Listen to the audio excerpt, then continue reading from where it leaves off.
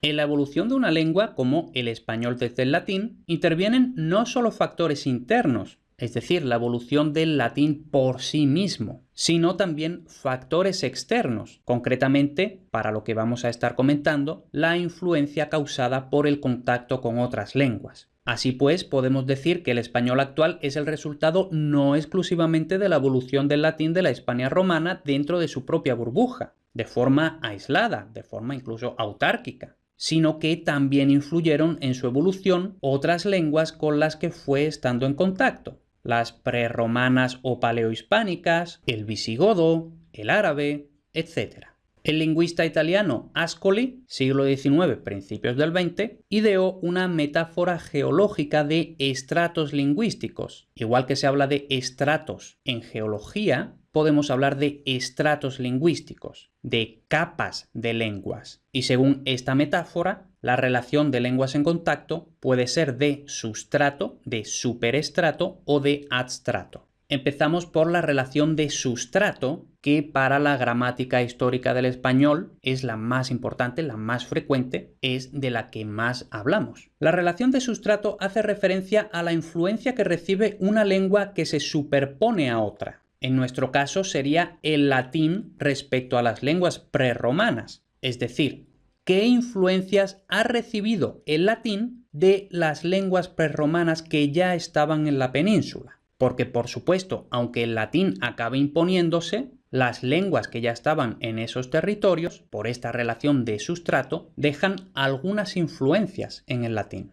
Sin embargo, cuidado, no nos confundamos. La lengua que ha recibido influencias de sustrato, en este caso el latín, sigue siendo esencialmente la misma. Es decir, no es una mezcla del latín con las lenguas prerromanas, porque una mezcla parece implicar proporciones más o menos iguales. No, la lengua que ha recibido influencias de sustrato, el latín, sigue siendo esencialmente la misma. Y luego, como esta lengua, el latín, se impone, se superpone, la lengua de sustrato acaba desapareciendo ante esta lengua advenediza. Y aquí uso advenediza por no decir invasora. También importante, la desaparición de la lengua de sustrato, es decir, la que ya estaba ahí, rara vez se da por un exterminio de sus hablantes, ya sea exterminio de los invasores o autoexterminio. Repito, la desaparición de la lengua de sustrato rara vez se da por un exterminio de sus hablantes, porque si hubiera un exterminio, no habría tiempo suficiente como para que esa lengua exterminada junto a sus hablantes pueda influir en la lengua advenediza. Entonces, no es por exterminio, sino que suelen ser los propios hablantes los que optan por abandonar la lengua de sustrato en favor de la otra. Normalmente son sus hijos, sus descendientes, los que aprenden ya la lengua invasora como lengua nativa. Y esto no necesariamente porque los invasores la impongan, sino porque los propios habitantes consideran que esa nueva lengua les va a ofrecer más posibilidades en la nueva sociedad. Para que lo veamos claro, aunque no se trata exactamente de una relación de sustrato,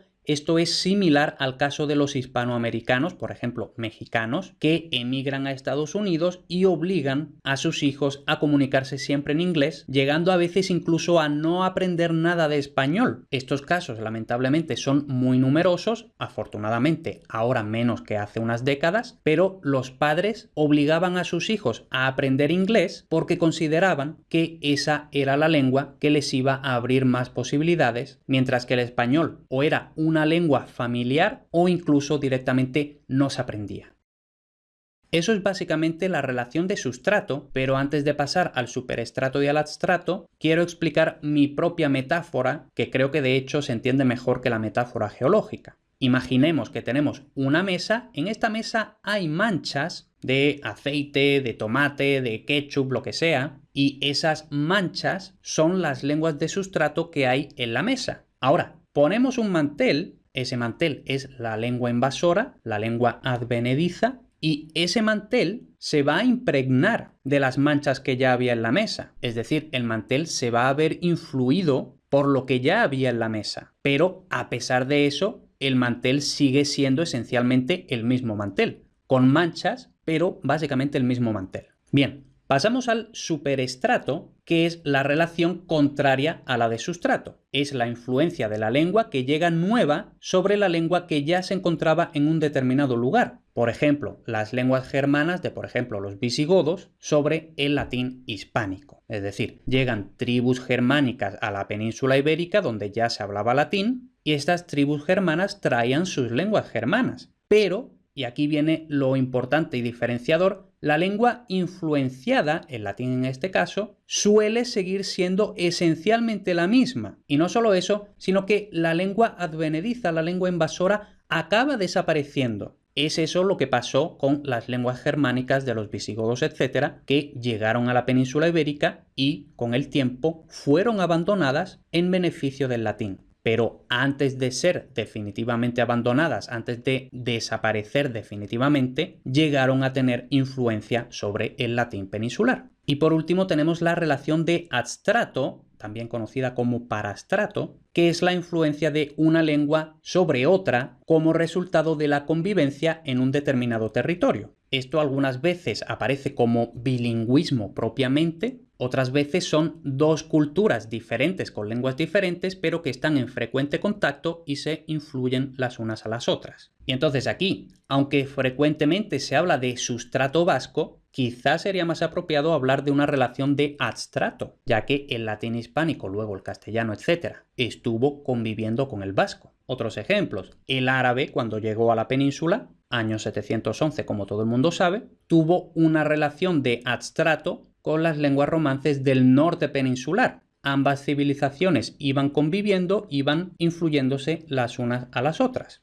Y curiosamente, el mismo árabe, también en la península, tenía una relación de superestrato con el mozárabe, con el romance andalusí. Y antes de terminar, hay que hablar un poco de algunos problemas de todo esto de los estratos lingüísticos. Primero, existe el peligro de recurrir a explicación por sustrato como una especie de comodín para explicar lo que no se puede explicar de otra forma. Es decir, hay muchas veces que no podemos explicar una determinada característica de forma interna, entonces la tendencia es a decir, pues esto debe de ser por sustrato, incluso cuando a veces ni siquiera se sabe qué exactamente del sustrato. Todo esto dicho de otra forma, aunque la idea de los estratos es lógicamente válida, no pueden explicar muchos aspectos que pretenden atribuirse a ellos. Y esto nos lleva al siguiente punto. Podemos caer en la tentación, de forma algo simplista, de pretender que las diferencias entre las diversas lenguas romances estén explicadas por las diversas lenguas de sustrato que hubiera en cada territorio. Es decir, si el latín era más o menos el mismo en toda la Romania, ¿por qué acabamos teniendo español, italiano, francés, portugués, rumano, etcétera? Respuesta: por las lenguas de sustrato. No tan rápido. Los hechos de sustrato no justifican la mayoría de esas diferencias. Otro problema es que hay veces que realmente no podemos saber si una característica es un hecho de sustrato o un hecho de superestrato, o incluso en el ejemplo que voy a poner, por adstrato. Entonces, por ejemplo, el otro día me estaban comentando, bueno, quizá es por sustrato / adstrato vasco que el castellano tenga la entonación que tiene el castellano, signifique eso lo que signifique, porque entonaciones del castellano hay prácticamente tantas como personas. Pero nos quedamos con ese ejemplo. ¿Es posible que la entonación del castellano sea a causa del sustrato / adstrato vasco? Es posible que sí. Ahora, también es posible que la entonación del vasco sea a causa de la entonación del castellano. Es decir, realmente es muy difícil establecer cuál es la causa de cuál. Y todo esto que se aplica a todos los puntos que estamos viendo ahora mismo, teniendo en cuenta que por lo general de las lenguas de sustrato sobre todo se sabe bastante poco.